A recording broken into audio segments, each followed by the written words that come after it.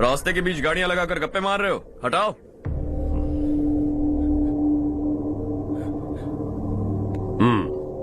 बोल बे। जल्दी हटाओ, जाना है।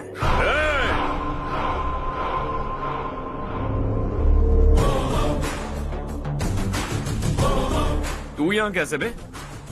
भाई भाई यही है वो, यही है। हमेशा लड़ते झगड़ते रहोगे क्या? कोई और काम नहीं है? यही दिल्ली गया था भाई, हमारी पिटाई इसी ने की। ये वही है भाई।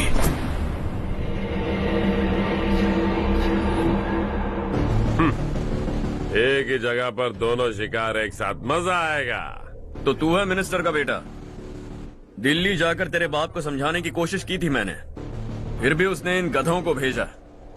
इन्हें भी एक बार समझाया था, पर लगता है एक एक को सेपरेटली समझाना पड़ेगा। कुछ जरूरी काम से मुझे गांव जाना है। इज्जत से अपनी अपनी गाड़ियां हटा लो। गाड़ी छोड़, तुझे इस दुनिया से हटाऊंगा। बस में सब रुके हुए हैं, तुम सबको जल्दी निपटाना पड़ेगा। आ जाओ आ जाओ आ जाओ आ जाओ आ जाओ।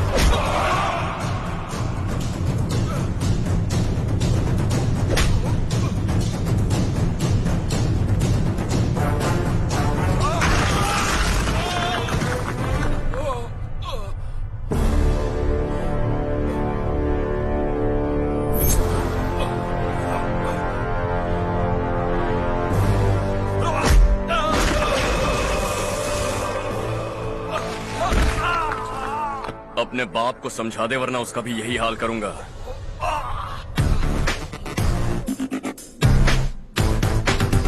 चल गाड़ी निकाल।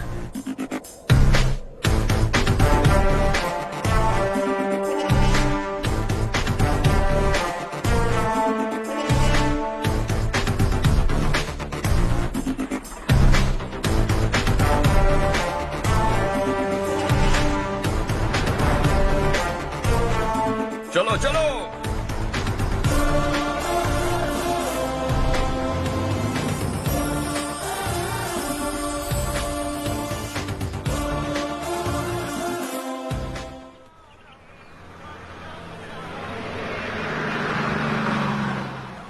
चलो चलो, उतरो उतरो उतरो। चलो साइकिल उतारो।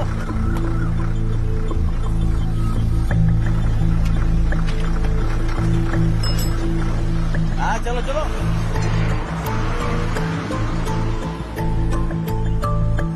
देवरकोट जाने का रास्ता बताएंगे? यहाँ से सीधा जाओ और बाएं मुड़ जाओ। देवरकोट में क्या काम है? बहुत काम है।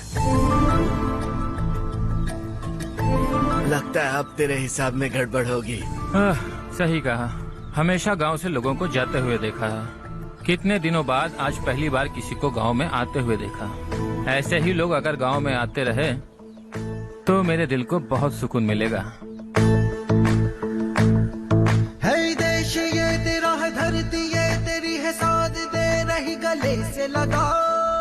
ये धरती तेरी माता अपनी बुलाए तुझे गले से। सुनहरी राहें बिछा दी है सब अपने को दे आकार बढ़ा, ये मौका है गवाना नहीं, तू कदम बढ़ा।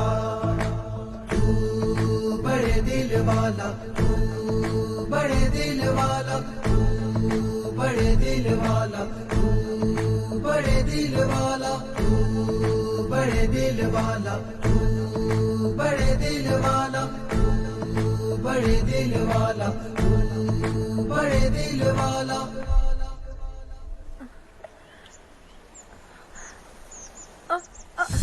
अरे बेटा क्या हुआ?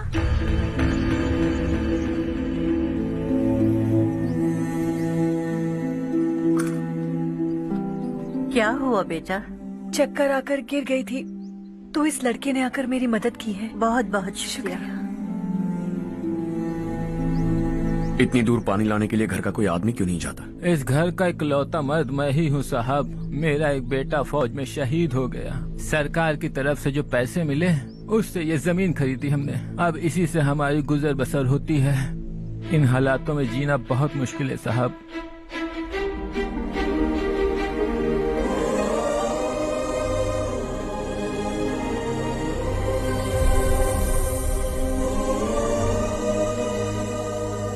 सुनिए सुनिए बेटा, कौन है आप? यहाँ किसी काम से आया।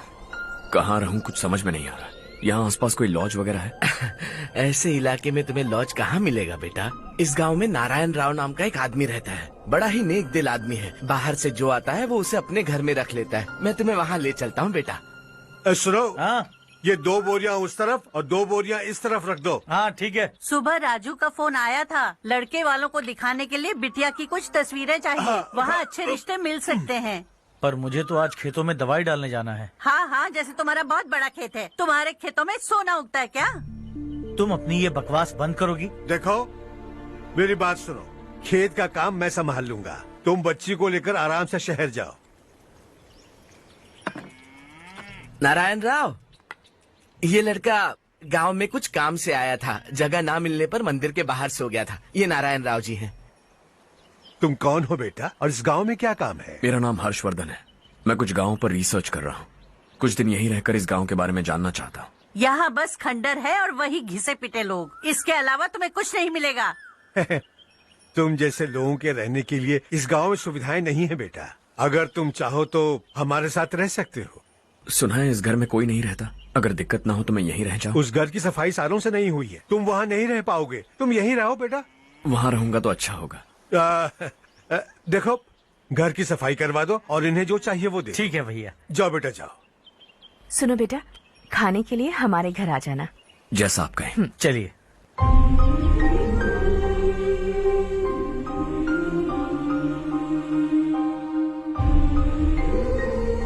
ये भैया के करीबी दोस्त का घर है। वो 25 साल पहले शहर जाकर वहीं बस गया। तब से ये घर खाली पड़ा है।